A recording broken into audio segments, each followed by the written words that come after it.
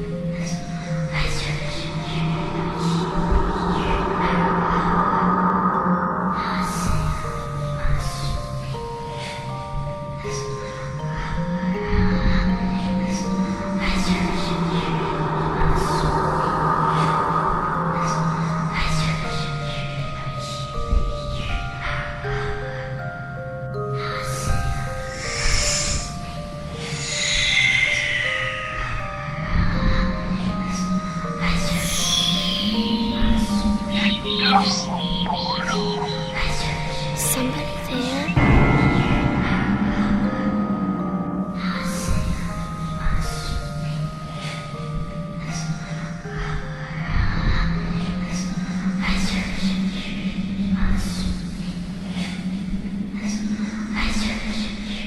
Good evening and welcome again to Ecto Portal, a journey into the unknown, the mysterious, the unexplained, the unexplored. I'm Anthony Anderson, your host, and I'm here with my co-host, Verna Wilson. And tonight, of course, we're going to talk about the way before Jack the Ripper times when there was Spring-Heeled Jack. And it seems like he's been around for a long time, so we're going to discuss who he really is. That's right, from the 1830s in London. This may have inspired Jack the Ripper years later, but who knows?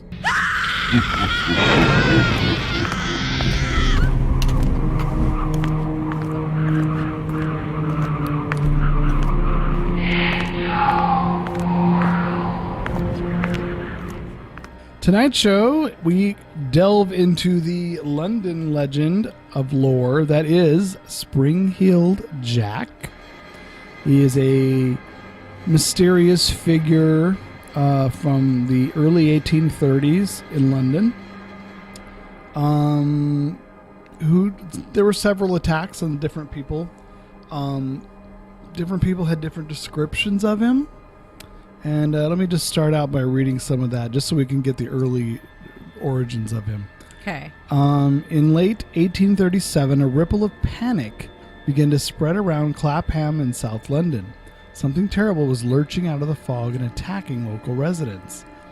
An elderly lady visiting the cemetery at Clapham was one of the first to see the chilling figure. Clad in a dark cloak, with a hat pulled over its face, she saw it make an ungodly jump over a high fence and then disappear into the darkness. Now, around the same time, a young girl by the name of Mary Stevens reported an encounter with the same strange character. Making a giant leap out of a dark alley, it launched a fearsome attack on the girl, ripping at her clothes with its cold, clammy claws. The girl screamed for help, and the creature fled. The next night, a similar figure jumped out at a coach, causing it to crash. Now, several witnesses saw the figure escape the scene by bounding over a 9-foot-high wall, with its high-pitched laughter disappearing into the distance. Soon, news of the attacks would reach the authorities, and Sir John Cowan, the Lord Major, received an anonymous letter alerting him to the spate of attacks. Cowan initially dismissed the letter as wild nonsense. However, within weeks, he was flooded with similar accounts of attacks all across London and was forced to call a public meeting to discuss the crime wave. Now, news had also started to reach the flourishing tabloid press. Now, whilst early accounts varied wildly, it was here that Jack's appearance and modus operandi became fixed, and his famous name, Spring-Heeled Jack, was first born. According to the papers, Jack had pointed ears and a hooked nose, fierce claws, and glowing red eyes. Beneath a dark cloak, he wore a tight oilskin suit. Always present was his miraculous ability to jump great heights. Now, by the 1830s, taxation on paper and printing had been greatly reduced, leading to a boom of cheap, popular printed media, newspapers, and a kind of early graphic novel called Penny Dreadfuls.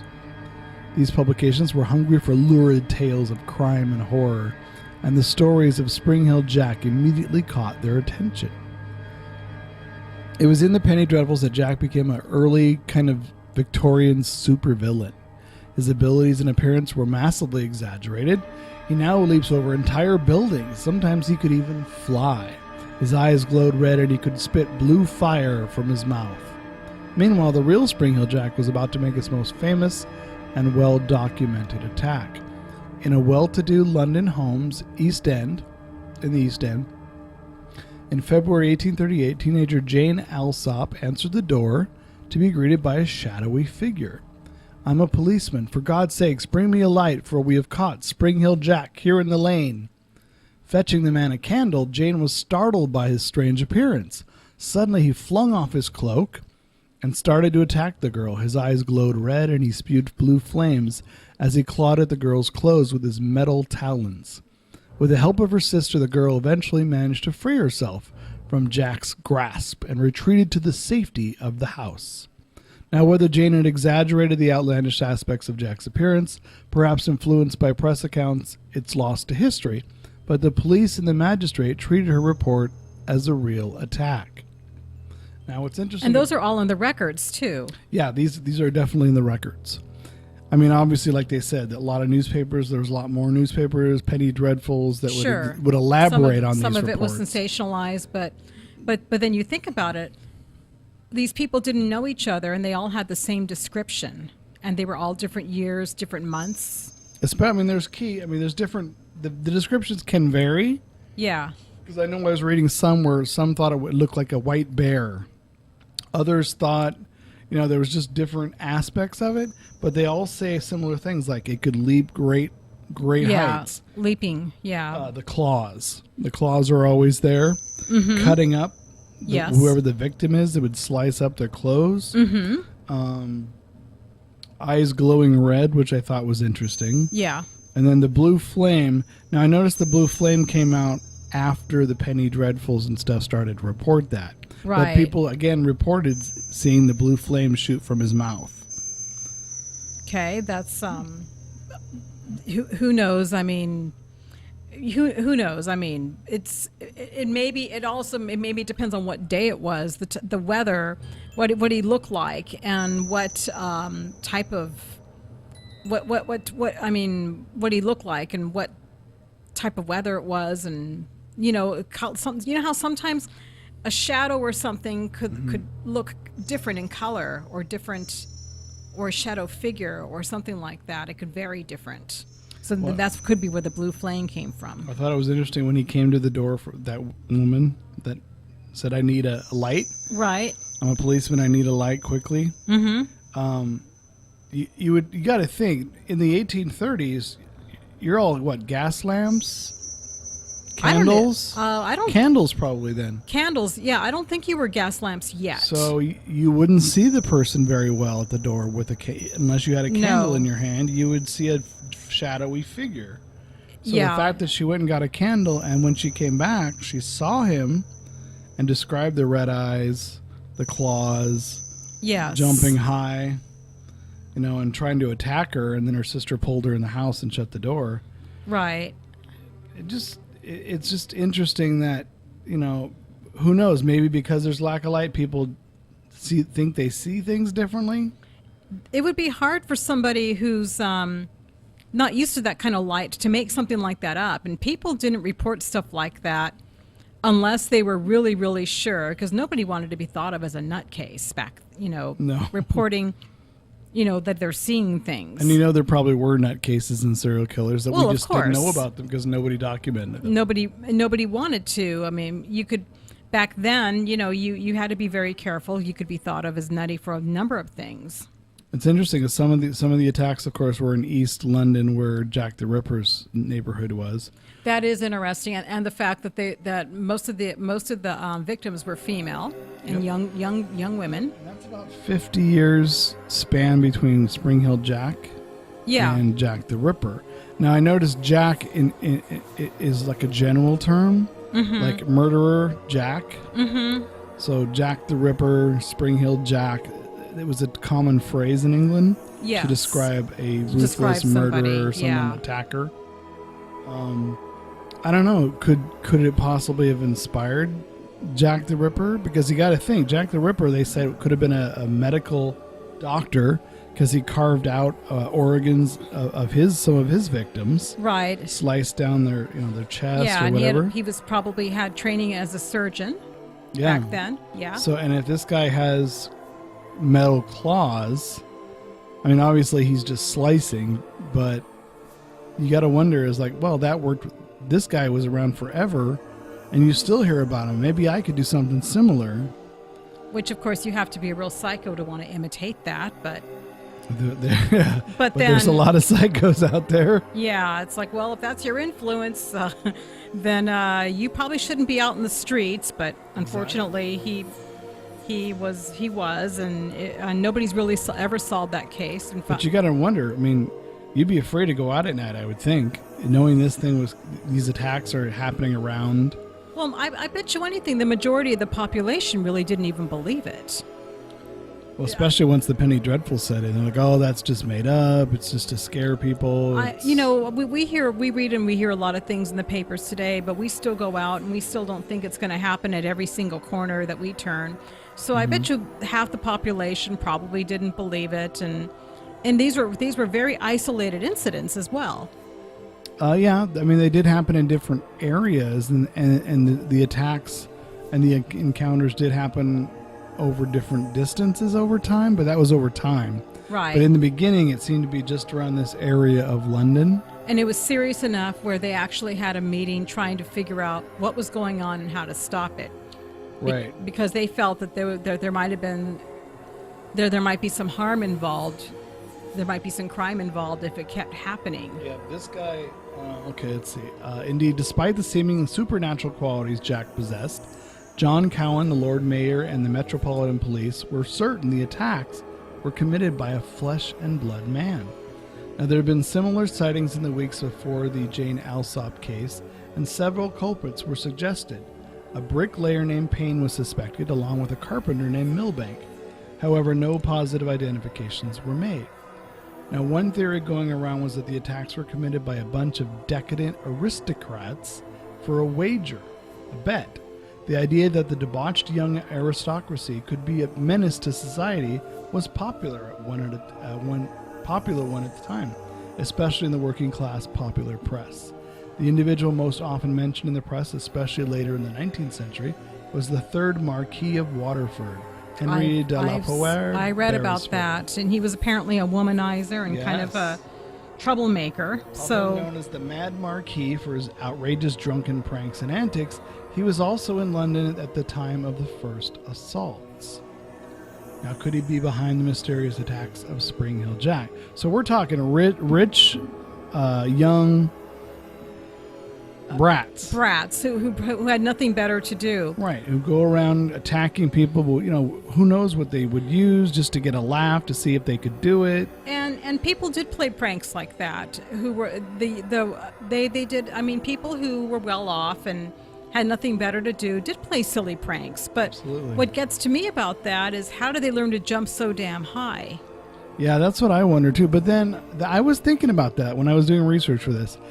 If he jumped so high, could it have been a former circus performer who was good with knives, who was an acrobat? If it's a person, that would be a good do you know explanation. what I mean? A fire breather? Or somebody who's used to sports and learned to jump fences. Very good with sports, athletic person, or somebody who's actually done a lot of riding on horses.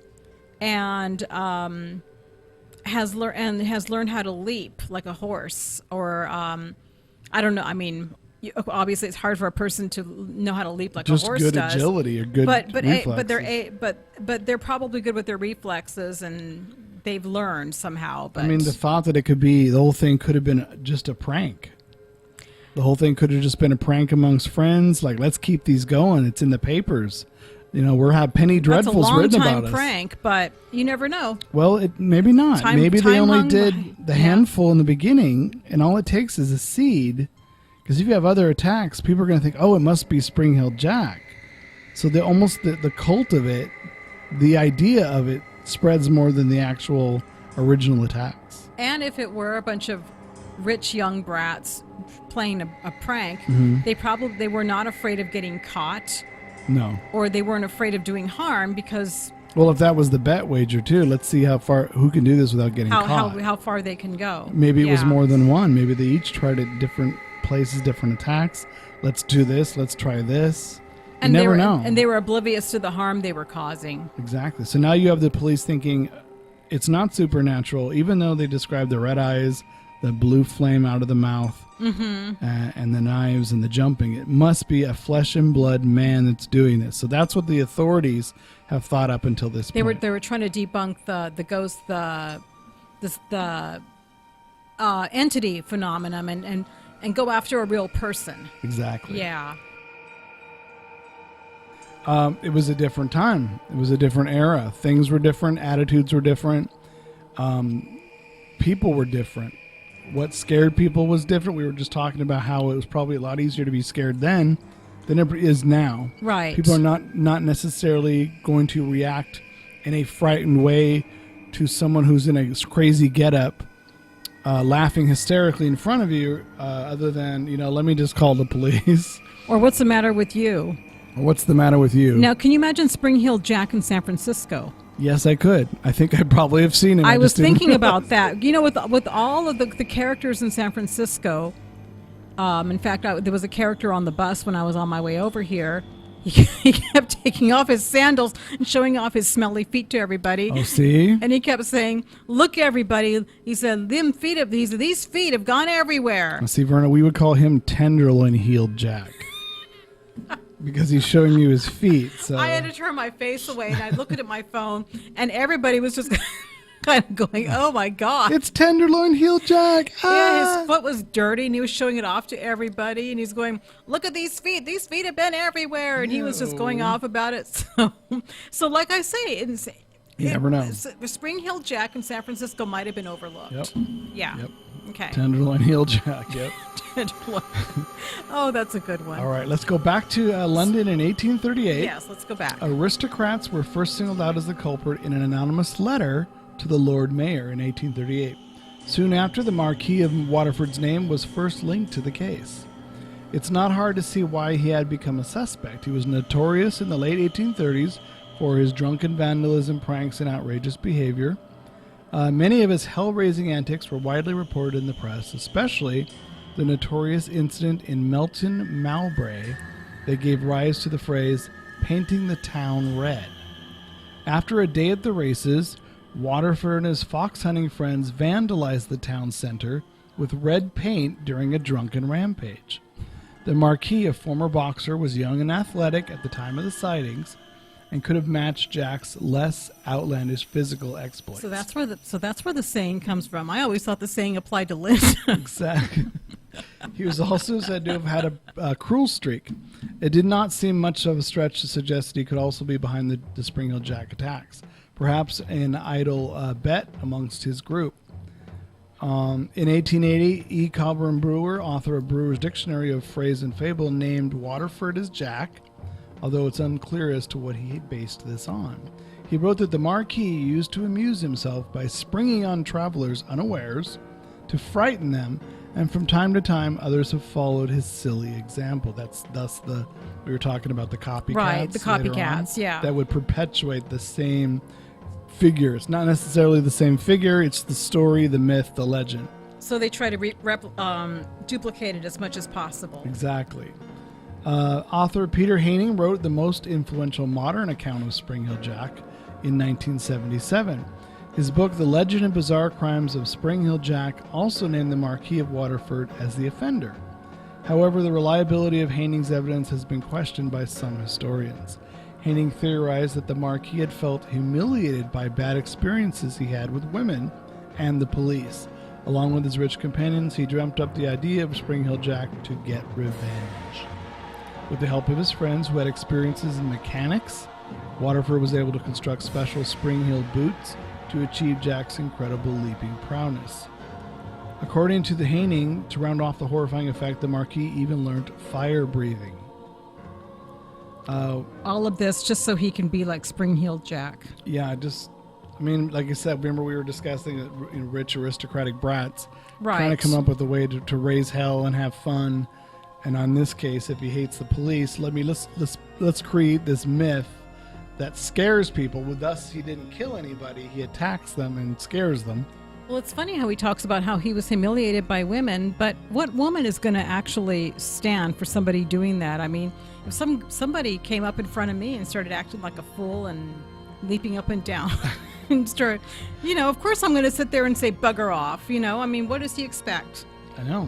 Yeah. Oh, well. One of the reasons Waterford's name has cropped up as a suspect is the fact that his presence in London coincided with the first Spring-Heel Jack assaults. The Marquis of Waterford lived in the area of the first attacks in 1837 and 1838, and upon his departure from London in 1842, reports of further Jack sightings dried up. So Waterford returned to Ireland with his new wife and reportedly turned his back on cruel jokes to live a respectable life. He grew up. Until his death in 1859. Yeah, I guess he went to Ireland and got married and No grew more up. Spring-Heel Jack pranks. But intermittent reports of further Spring-Heel Jack sightings continued after this.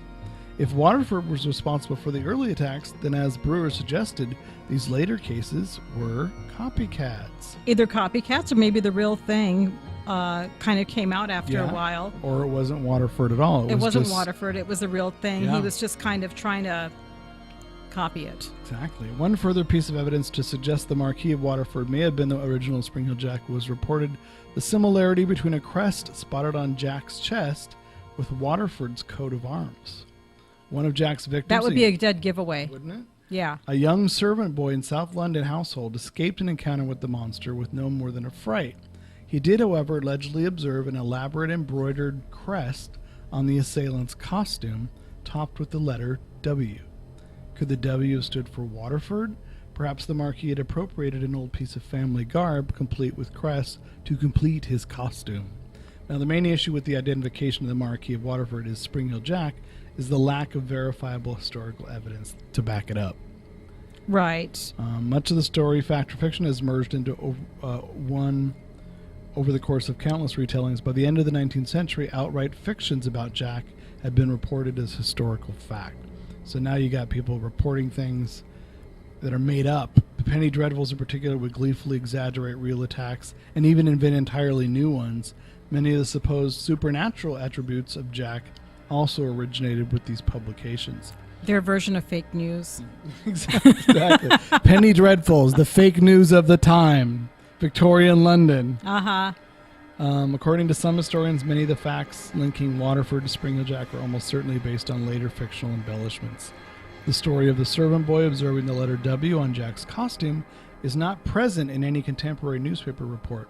It probably originates in one of the countless later retellings that sought to link the crimes to Waterford. Another frequently cited Spring-Heel Jack encounter also appears to be entirely mythical. A young girl named Polly Adams recalled a devil-like nobleman with bulging eyes assaulting her at Blackheath Fair. Again, no record of this attack appears in any contemporary source. The purpose of the clearly fictional story becomes clear when the Marquis of Waterford's physical appearance is taken into account. Well, I'm sure if it was at the Blackheath Fair, that would be an area where there would be a lot of people. Everybody was too busy doing something. So if it was him, he chose an area where nobody would notice. If it was him. If it was him. I have a hunch if he did them originally and he moved to Ireland, you can almost bet if he did it with his buddies, his aristocratic brat buddies, they probably thought, let's keep this going. Even after he's gone, let's keep it going. Yeah. And then you have to sort of see how many of them actually happened after he moved to Ireland. Mm-hmm. Or if they kind of stopped or they kind of... Well, I know they said they spread out to, what was it, Manchester or Liverpool? Yeah, that spread out, yeah. So there's more. So does that mean his buddies moved in different places? Does that mean maybe Spring-Heel Jack really did exist? Right. And he moved to a different part? That's entirely possible, too. Now you got to also look at the location of where Spring Hill Jack actually does his attacks. The first time it was a graveyard. Now for one young girl, it was an alleyway. Wasn't she coming home? She was a young servant girl. She was coming home, and it was like an alleyway where there was like a tenant or an apartment, and she was trying to go home. And Well, there's the one where she would answer the door at her own house. oh, okay. Where he said, I'm a policeman, I need a light. I've caught Spring Hill Jack in the lane. And she went and got a candle, and then he attacked her. And then her sister pulled her in the house and closed the door. Okay. So, but there are places, but you're noticing that these are places that are not well lit, or they don't have too many people lurking about. It's interesting to point out that she mentioned that he said, I'm a policeman, get me a light quickly, we've caught Spring Hill Jack in the lane. She's actually quoting someone who's speaking. Right. So that leans again towards someone who might be human, who's just doing all this. Right. As opposed to a cryptid. Right. Like a Mothman. I also thought of Mothman too, because you think about the claws, yes, the eyes, the silver. Although with Mothman you got that silvery textured skin or whatever, but with the wings and stuff. But they also, you never know. Victorian Mothman, who knows? Right, and then they were mentioning that there's a parallel between him and the other urban legend from India of the Monkey Man. Yeah, I thought that was interesting. Yeah, where the Monkey Man leaps and he looks like a monkey or something, or he's kind of dressed in a monkey. I mean, he resembles a monkey. That's why they called him the Monkey Man. Yeah, the Monkey Man of Delhi. So I thought it was interesting. That was interesting. And he has claws. And he leaps, but instead of calling him, they have a different description of him. And Spring-Heeled Monkey Man? Spring-Heeled Monkey Man.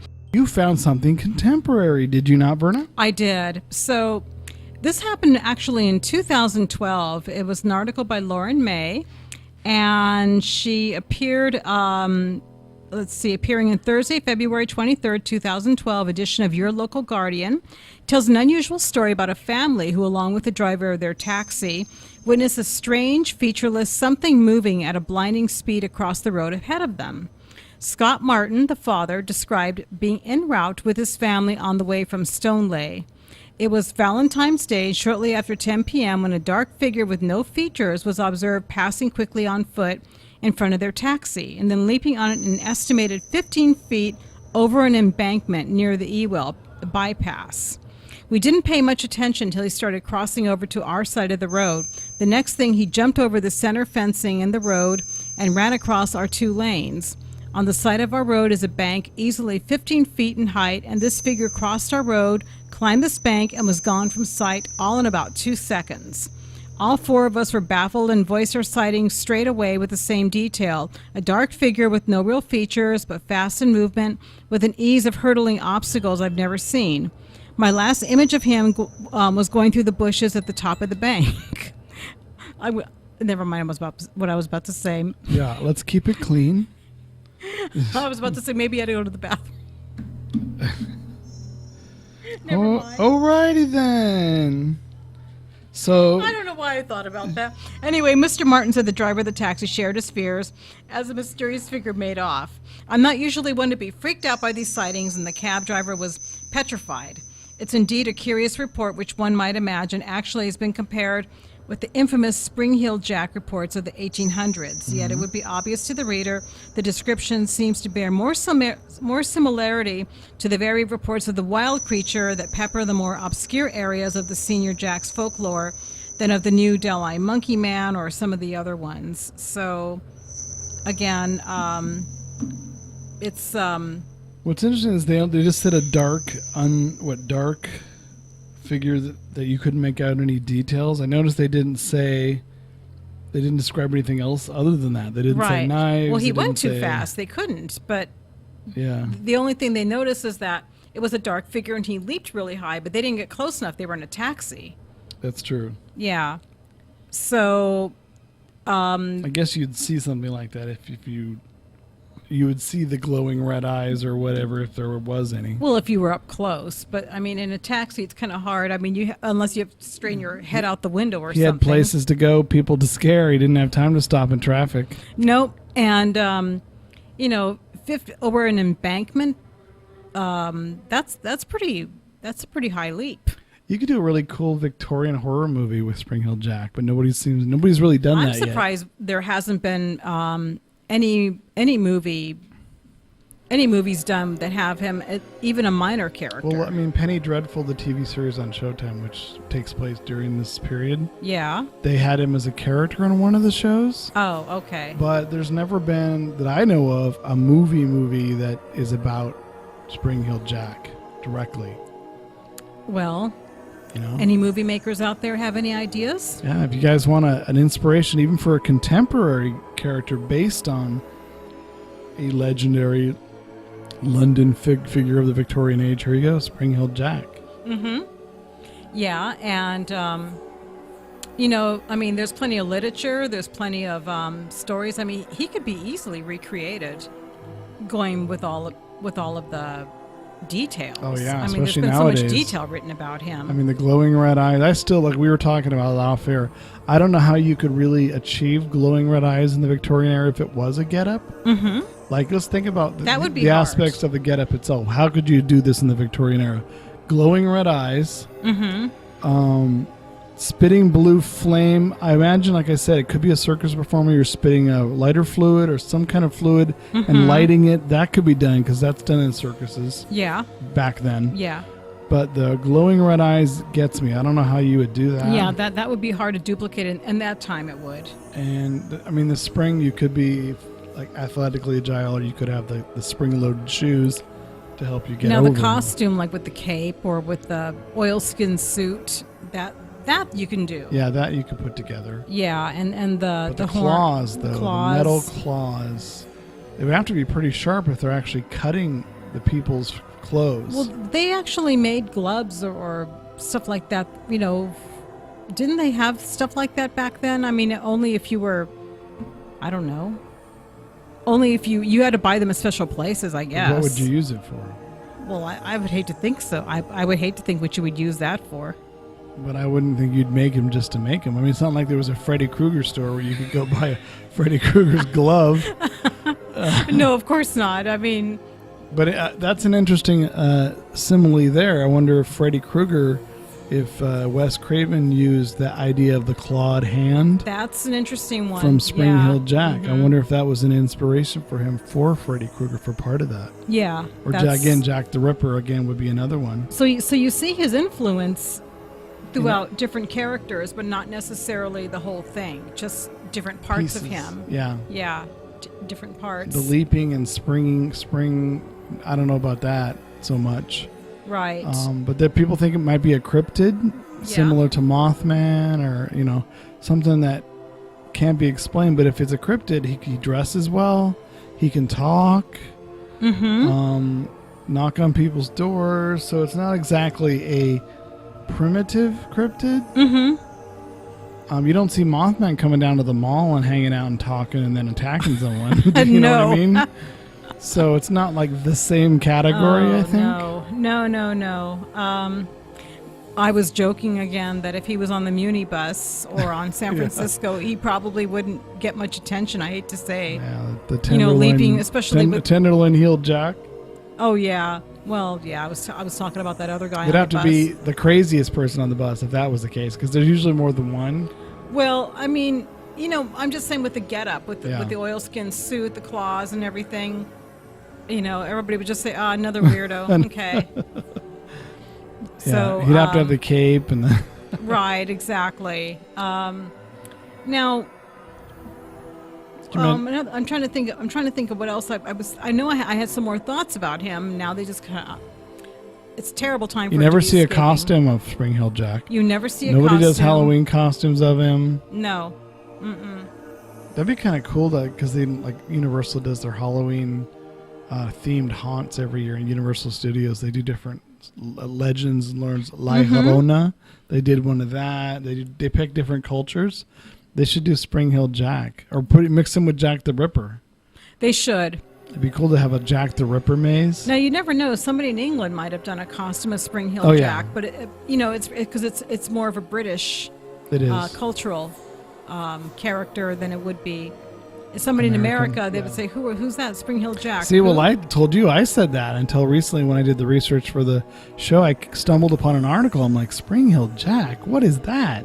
And if you look at the pictures from the popular Penny Dreadfuls that go with the articles, they look like a cheap vampire costume or a like a dandy who's wearing a Halloween costume or something with cape with wings. Yeah, somebody who's just dressing up and. Yeah, so of course, originally that's what they thought he might be too.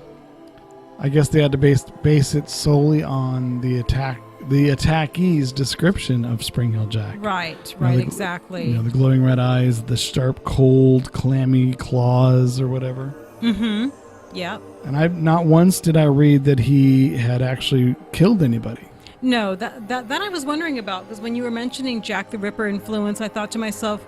But Jack the Ripper went far with that, if that was really his influence, and did some horrible things, whereas Spring Hill Jack just kind of scared people. And yeah, I mean, Jack the Ripper really falls into the true serial killer mold because he would attack the women, and every time he would go further and do another attack, it would be more grisly, where he was cutting things out and then just completely slicing up the last one. Mm-hmm. So each time it's like he got worse at it or mentally more unstable. Whereas Spring Hill Jack, you're right, it just seems like I'm scaring people, which could lean towards Watterson's Marquis of Waterston's theory that maybe he was. Maybe he really was. Now here's another now my thoughts coming back to me. Here's another thing that I thought about Spring Hill Jack. Most people try to run away from him, or most people just see him unexpectedly. Right. But I don't think anybody has ever tried to fully investigate areas where Spring Hill Jack might be and see if they could capture him. Well, I think you need more sightings in a specific area to start really harrowing in on where he's at. Because there's not a lot of contemporary sightings anymore. Right. So it's kind of hard to say where you're going to look for him if you don't really have any sightings to say, okay, he's been here. Because they're kind of scattered. Right. And as time went on, it looks like they got more scattered. Yeah. And when they first started, they were kind of isolated. Yeah. It would be actually very cool. Well, I don't know if it would be actually cool. Maybe it's a bad idea. To sort of figure out where he might be and then seek him out. Take equipment, seek him out, and see if they can capture a picture or somebody could capture a voice or something. But on the other hand, if he likes to bug people, it may not be such a good idea. Don't try it, folks. Or if you do try it and you capture something, let us know. Yeah. We'll have you on the show and you can tell us how you caught we'll Spring have you on Hill the Jack. show. If you think you've spotted Spring Hill Jack, you let us know. Take video and pictures so we can post them. Please, but be careful.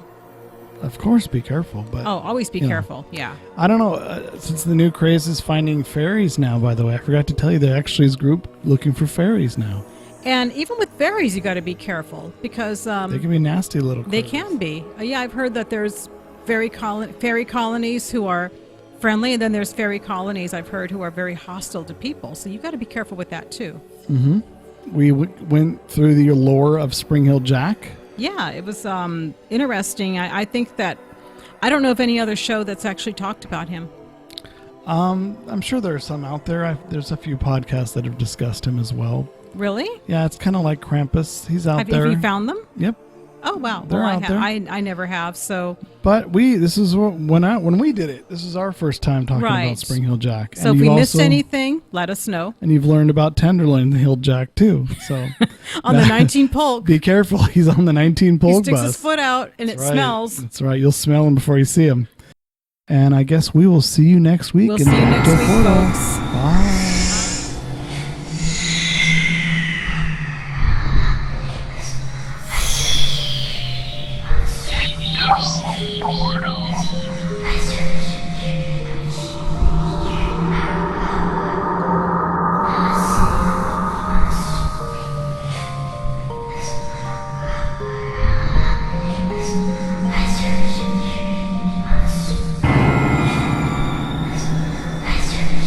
Royalty-free, copyright-free music by Kevin MacLeod and Ross Bugden.